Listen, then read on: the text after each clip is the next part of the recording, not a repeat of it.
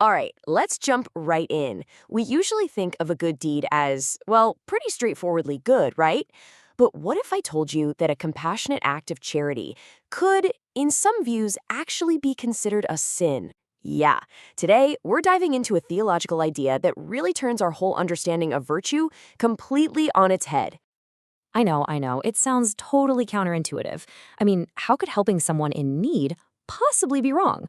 But that question, that exact paradox, is the key. It's the door we have to walk through to really get our heads around the complex idea we're unpacking today. So, where does an idea like this even come from? Well, the answer is found in a very specific theological tradition. And the core argument is this: an action can look totally virtuous on the outside, from our perspective, but be judged in a completely different way from a spiritual standpoint. And here it is, the foundational premise laid out for us. In this framework, the source of an action is, well, it's everything. It's not about what you do, but why you do it. So even the most loving, the most compassionate deed is actually classified as a sin if its origin, its root, isn't faith. That's a huge claim. Okay, so to really wrap our minds around this, we've got to make a really important distinction. It all boils down to separating how we see an action, as people out in the world, versus how it's assessed inside the specific theological system. Two totally different ways of looking at the same thing.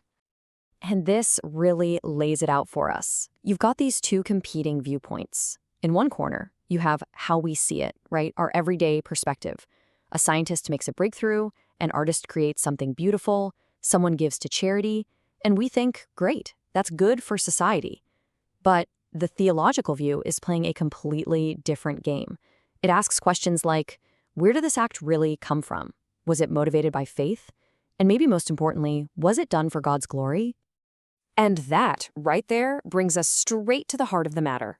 See, it's not just about the action itself, it's about the engine driving that action. What's the real motivation behind the deed? That's the key. This is really the million-dollar question in this whole framework. Let's boil it down. Is the person doing the good deed, are they doing it to make themselves look good, to get a pat on the back, to get praise and recognition, or is that action flowing out of a place of faith, with the goal of honoring and glorifying God? Now, you might be thinking this is some kind of new philosophical idea, but it's not. It's anchored deep in Scripture. This quote right here from the Apostle Paul is basically the theological bedrock for this entire concept. Whatever does not proceed from faith is sin. Wow. That's about as direct as it gets, a real line in the sand. Okay, so with that foundation set, let's get our definition straight. Because this theology splits actions into two very distinct categories, what it calls good works, and on the other hand, dead works. First up, let's talk about good works. The definition here is super specific, like a checklist. For an action to count as a good work in the truest spiritual sense, it has to hit two key points. Number one, it has to come from a place of real, genuine faith. And number two, its ultimate goal has to be about bringing glory to God, not to the person doing the work. And then, in sharp contrast, you've got dead works. Now, this is what's so fascinating and tricky. These actions can look exactly the same as good works on the outside. We're talking acts of obedience, charity, incredible kindness.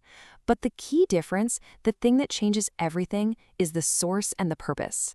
They don't come from faith, and their ultimate goal is to bring glory and a spotlight onto the person doing them. All right, so now that we have those two definitions, good works and dead works, let's see how this whole framework helps us solve that paradox we started with. The good deed that might not be so good after all, at least in a spiritual sense. So let's go back to our original example, an unbeliever who dedicates their life to caring for widows and orphans. From our perspective, that is undeniably a good thing, right? And what's interesting is this theology doesn't disagree that it has positive social value. It's good for society. But, and this is a big but, it argues that the social benefit doesn't change its spiritual status. Without faith as the source, it's still categorized as a dead work. So how are we supposed to make sense of that? Well, the source material says it's all about shifting our perspective. It's like we're looking through the wrong lens. We tend to compare one person's good deed to another person's bad deed, which isn't really a fair comparison. The right lens, according to this theology, is to look at the same exact person and compare their actions before they have faith to their actions after they have faith. And when you make that shift, when you compare an individual to their former self, that's when the difference supposedly becomes crystal clear.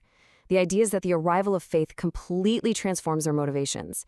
It takes what were once dead works, maybe done for a good reputation, and turns them into genuine good works that are now aimed at God's glory. The crazy part is, the outward action could be identical, but the internal engine, the source, has completely changed.